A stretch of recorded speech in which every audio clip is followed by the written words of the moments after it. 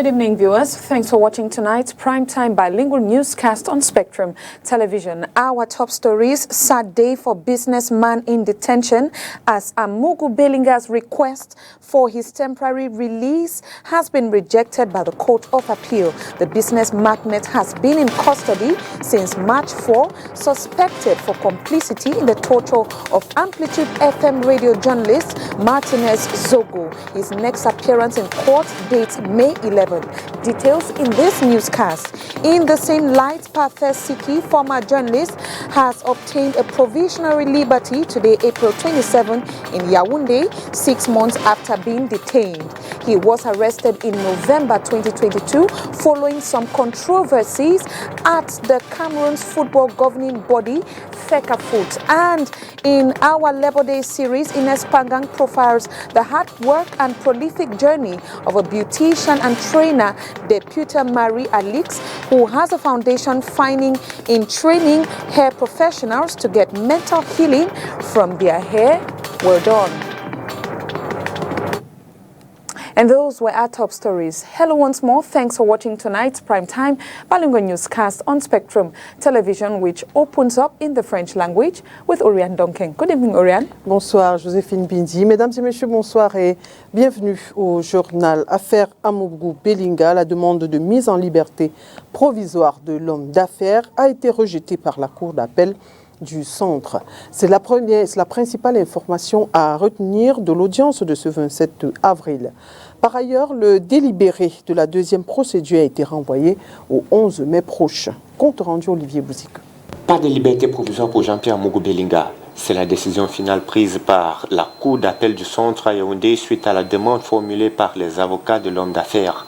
Le magistrat Gilbert Schlick a présidé l'audience qui a duré une trentaine de minutes en présence du collège des avocats de l'homme d'affaires. La demande a été rejetée après 2 renvois contre toutes les attentes des proches du mania des médias. Une demande qui, selon des juristes, avait très peu de chances d'aboutir vu les charges qui pèsent contre le prévenu. Pour les juges de la Cour d'appel, les avocats de l'homme d'affaires n'ont pas produit suffisamment de garanties pour sa mise en liberté. Les risques d'évasion étant élevés pour un prévenu qui risque la peine capitale selon la loi. La demande, par conséquent, a été rejetée. Jean-Pierre Amugu Belinga devra suivre la procédure en restant sous mandat de dépôt à la prison principale de Yaoundé.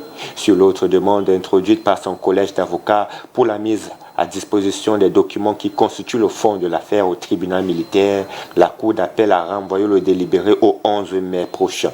Amugu Belinga a été reconduit à la prison de Kondengui sous forte escorte militaire.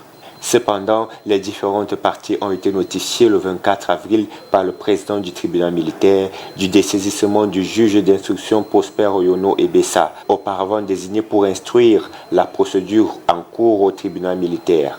Ainsi, pour une meilleure célérité, moins de passivité et la bonne administration de la justice dans cette affaire telle qu'élaborée dans l'ordonnance, un nouveau juge d'instruction, le lieutenant-colonel magistrat Sikachi 2 Kamwo Florent Aimé, a été désigné conformément au code de justice militaire.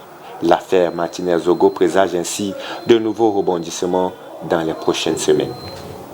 Le journaliste et ex-employé de l'instance fêtière du football camerounais Pathé Siki a obtenu la liberté provisoire ce 27 avril 2023 à Yaoundé. 6 mois après son incarcération, il avait été mis aux arrêts en novembre 2022 dans le différend qui l'oppose à la FECAFOOT pour lequel il devrait comparaître dans les semaines à venir.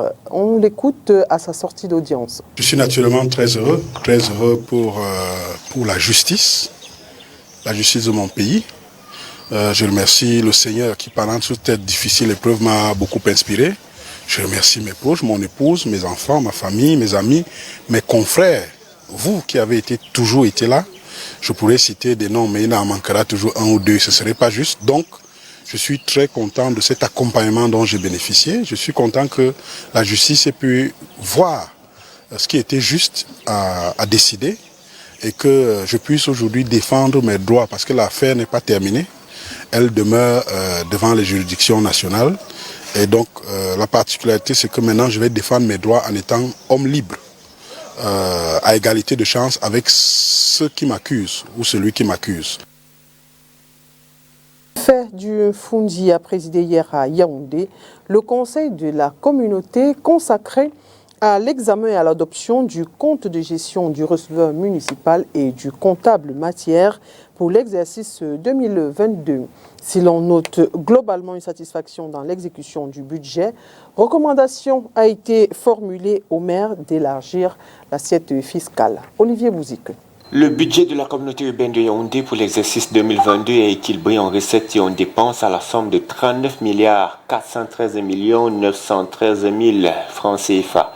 À ce jour, le point de son exécution fait état de 26 541 millions de recettes recouvrées. Les dépenses se chiffrent à 24 194 millions de francs, soit un taux d'exécution de 61,38%. C'est la principale information révélée aux conseillers au cours de ce conseil de la communauté urbaine consacré à l'examen et à l'adoption du compte administratif, du compte de gestion du receveur municipal et du compte matière pour l'exercice 2022. Selon le rapport de Luc Messi à Tangana, l'on note un excédent budgétaire de près de 3 milliards de francs CFA que le maire de la ville propose aux conseillers d'injecter dans la réalisation de certains travaux d'intérêt communautaire. La réhabilitation de la voie Carrefour-Cornier, Carrefour, Mobile et SOS, l'aménagement des voies et réseaux d'eau et d'électricité, l'extension du réseau d'éclairage public, l'entretien des voies communales, entretien courant des voies revêtues. Globalement, le Conseil a jugé satisfaisant le rapport présenté par le magistrat municipal, même si beaucoup reste à faire. Le taux d'exécution est très satisfaisant et nous avons invité le maire à aller de l'avant, à élargir l'assiette fiscale pour accroître, n'est-ce pas, les ressources propres. Ils font déjà beaucoup d'efforts, mais beaucoup doit encore être fait. Et pour que cela soit fait, il faut leur donner vraiment des leviers sérieux. Le maire de la ville a par ailleurs soumis 5 nouveaux projets à la délibération du Conseil. Les travaux ont en outre été marqués par la présentation d'un exposé d'une mission conjointe Mindevel-Minfi sur le budget programme. And we take you to the southwest region, Boya, where the Boya Mountain Hotel has hosted a 2-day ordinary session of the Southwest Regional Assembly for the year 2023 financial year. It was designed for the presentation, examination and adoption of an administrative management stores account for 2022. Oni Ladonet completes that story. From 81.84% execution rate registered in 2021, the realization rate gotten from the over 3 billion CFA francs collected as revenue in 2022 for the Southwest region has dropped to 78.5%. These are figures reviewed at the second ordinary session of the Southwest Regional Assembly, consecrated to the examination and adoption of the administrative and management account of 2022. Examination of 3 accounts. The administrative account of the authorizing officer, whom am I, the management account of the regional treasurer, and the stores account of the stores accountant. During this session, we have also decided to present our draft regional development plan for the examination and approval of regional councillors. The development plan is a blueprint that will guide the Assembly on priority projects, some of which have been addressed in 2022. Accomplished quite a good number of things in various domains. In the domain of education, the domain of education means secondary education because that's our area of competence. In the domain of health, we have equally carried out the construction of quite a good number of boreholes in all the 6 divisions across the region because we realized that the population is in dire need of potable drinking water because those are the expressions that the needs that they express to us. And then we have done also try to extend our policy of solar street lighting. We're going on, we've left the divisional headquarters, we're trying to go to the countryside. The resistances often witnessed in previous years seems to have weakened as inhabitants now welcome development with open arms. We are glad to know that this year 2022 was just ended. We have gone further when we initially started what hitherto was known as the Green Zone, but we are pleased to announce to the population of the Southwest region that with their collaboration, we are penetrating what hitherto was known as the Red Zones. I think we are very grateful to the population for this collaboration. This two-day working session came to a close today, April 27, 2023. Ouvrons à présent notre série consacrée à la fête du travail. Et si je vous dis ciseaux, mètre et craie, vous me direz certainement couturière. Allons justement à la rencontre de Dame Tchinda Odette. Elle a fait de sa passion la confection des vêtements et de sa passion la confection des vêtements et également son gagne-pain. Elle exerce depuis 30 ans aujourd'hui. Léla Renganz l'a rencontrée. Voici son reportage. Parce que son atelier de couture, c'est son bureau, vous trouverez à côté de ses réalisations de grands portraits d'elle. Formée au collège Saint-Esprit de Douala, Madame Tchinda Odette Liliane choisit en 1992 d'établir ses quartiers à Ange-Raphaël. 1992-2023, 31 années déjà qu'elle exerce avec passion.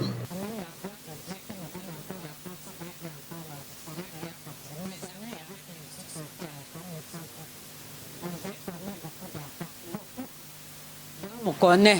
Quand je dis ne me montrez pas à la télé parce qu'on va dire que voilà, Madame Tchinda, elle est encore sur le terrain, 31 années durant lesquelles la promotrice de style couture mixte aura vu passer de nombreux apprenants, dont plusieurs ont aujourd'hui leur propre atelier.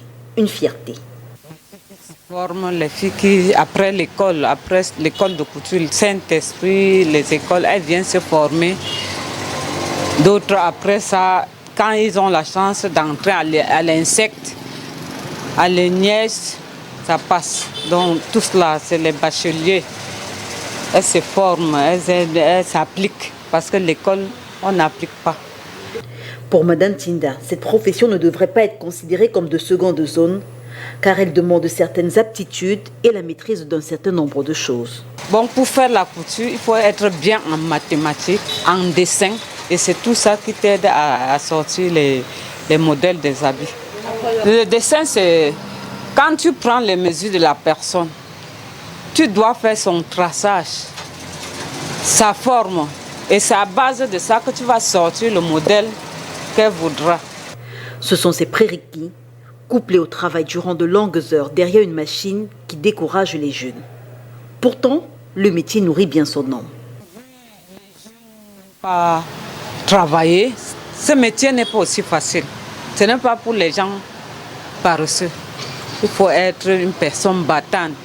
Mais je donne encore la grâce, que par la grâce de Dieu, Dieu donne quelques filles qui peuvent travailler. Et je leur donne de ne pas baisser les mains parce que ce métier me fait vivre, ça fait éduquer mes enfants. Ça me fait tout. J'ai perdu mon mari il y a déjà 9 ans. Et c'est de ça que je vis, j'éduque mes enfants. Je crois que les jeunes filles doivent aussi s'y mettre pour pouvoir fonder leur foyer et faire aussi l'éducation de leurs enfants. Transformée en bout de tissu en une pièce unique, Tchinda Odette Liliane trouve son bonheur dans cet art qui la passionne. Imaginer, dessiner, faire le patron, couper et coudre, toute une vie, la sienne. Et plus de 67% de femmes dans 7 pays africains se confient à leur coiffeuse. S'appuyant sur ces données, le concept Heal by Hair veut faire des professionnels de la beauté des ambassadrices de la santé mentale. Durant 3 jours, ces femmes sont outillées sur les premiers cours-ci par le Blue Mind Foundation. Inès Pangan. Elles n'ont pas seulement accès aux cheveux de leurs clients, mais aussi à leur vécu au quotidien. Une étude menée dans 7 pays africains montre que plus de 67% de femmes se confient à leur coiffeuse. Des professionnels de la beauté au centre d'une formation sur la santé mentale. C'est une formation innovante qui consiste à former des coiffeuses au premier secours psychologique afin de faire d'elles de super écoutantes pour leurs clientes et contribuer ainsi à améliorer leur santé mentale et leur bien-être. Le concept, c'est Heal by Hair, en langue française, guéri par le cheveu. Le but, C'est faire des coiffeuses sélectionnées, des ambassadrices de la santé mentale qui peuvent être capables d'apporter un premier secours aux clients en souffrance ou à référer à un thérapeute en temps opportun. Donc durant ces 3 jours de formation, les coiffeuses ambassadrices sont également formées donc, sur les questions de confidentialité, d'éthique, d'écoute active. On leur apprend vraiment à savoir écouter, à savoir observer pour détecter d'éventuels troubles et surtout à savoir orienter vers des thérapeutes et des experts parce que nous le disons et nous le rappelons sans cesse, nous formons des ambassadrices en santé mentale, nous ne formons pas des thérapeutes. Au cours de cette formation de 3 jours, les participantes sont encouragées à se mettre en valeur, à être bien dans leur métier pour pouvoir être d'une aide aux personnes en peine. Elles ont beaucoup de chance de faire leur métier, qu'elles doivent valoriser ce métier, qu'elles doivent permettre aux générations d'avant et futures de comprendre que la coiffure, ce n'est pas un garage en fait pour des personnes incompétentes, parce que tous les jours elles doivent se former. À l'époque, on faisait les vagues, aujourd'hui on ne fait plus les vagues, avant on faisait les tarzans, aujourd'hui on fait d'autres tresses, avant on vous dit qu'on fait le tissage, maintenant on fait des perruques, collées, pas collées, et la capacité que ces femmes ont à se réinventer constamment mérite quand même notre attention et surtout notre respect. Après le séminaire de Douala, achevé ce 26 avril 2023, les intervenantes vont recevoir un suivi psychologique gratuit pendant 6 mois. And we now talk health as the first phase of the universal health coverage has been launched in the Northwest region by its governor, Adolphe Lele-Lafrique. Certain elements are there to note with a synopsis with Oni Ladonet. Quality health care will be made available and affordable for the inhabitants of the Northwest region under the banner of the universal health coverage. The first phase of this project has been launched on Wednesday, April 26, 2023. Population of the Northwest, well represented during this launch, has sent a big yes to the head of state who have designed and decided that universal health coverage for the Cameroonians. From 720,000 francs spent annually, the over 80 hemodialysis patients in this region will get to spend only 15,000 francs. And those who are living with tuberculosis, their diagnosis and treatment will be offered free of charge. And most importantly, that's where the big change is.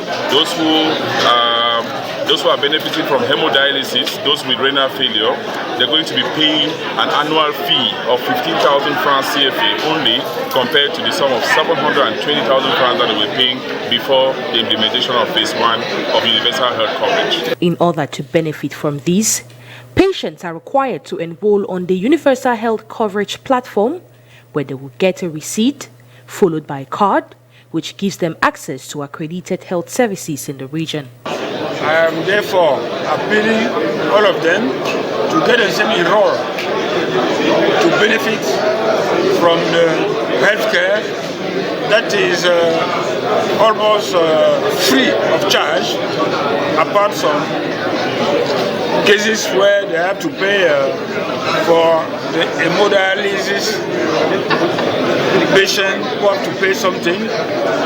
Almost everything that is offered to them is free of charge. Over 95 billion CFA francs has been injected into this project.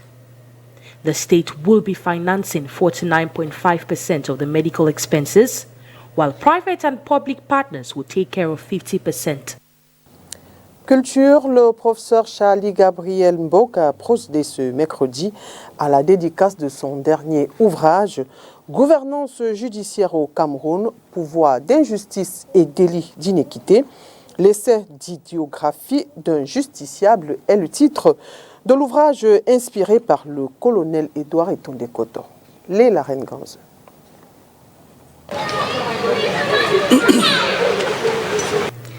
Voyage d'une vie, voyage dans une vie. Tel est le regard que pose le professeur Charlie Gabriel Mbok sur son dernier ouvrage, Gouvernance judiciaire au Cameroun, pouvoir d'injustice et délit d'iniquité. Un essai d'idéographie d'un justiciable, le colonel Édouard Nathanaël Etonde-Koto, condamné à 15 ans de prison devant la cour d'appel du littoral en 2007, et reconnu plus tard par une session spécialisée de la Cour suprême, non coupable pour faits non établis, pour les près de 8 chefs d'accusation retenus contre lui. Cette nouvelle sentence arrive alors qu'il a déjà passé près de 8 ans incarcéré. Question que le cas d'Edouard Etondé Ekoto pose à la justice du Cameroun est un cas d'école. Lui a été un prétexte pour une analyse qui interpelle la nation camerounaise.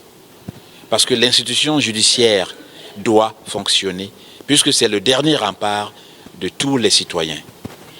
Nous pensons donc que si la justice a commencé à l'acquitter, à le reconnaître non coupable alors qu'il avait été condamné préalablement à 15 années de prison ferme, cela signifie que cette justice a soif elle-même d'arriver au bout de son propre processus.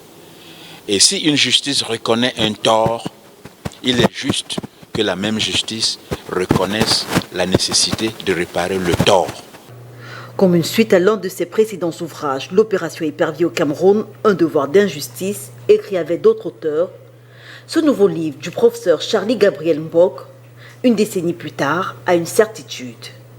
Au Cameroun, le pouvoir d'injustice prospère par l'institutionnalisation des délits d'inéquité. Et au-delà du colonel Edouard Nathanaël Etondé Ekoto, ancien délégué du gouvernement auprès de la communauté urbaine de Douala, le Cameroun connaît plusieurs autres cas. Le cas de Tondé Ekoto est un cas d'étude, un cas d'école.